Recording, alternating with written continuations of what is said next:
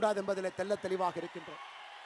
ஏன்னா இந்த நம்முடைய வீதலிட அமைப்பு என்பது இங்க வந்திருக்கக்கூடிய வாலண்டியர்ஸ் நாம் எல்லோருமே மூர்க்கத்தனமாக அதிகாரத்தை பிடிப்பதற்காக நம்ம வரல.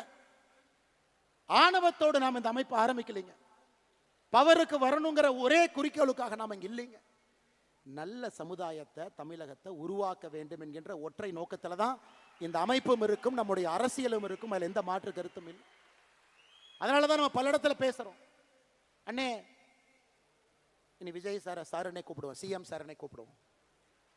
சிஎம் சார் ஒரு ஆர்டர் போடுறார்.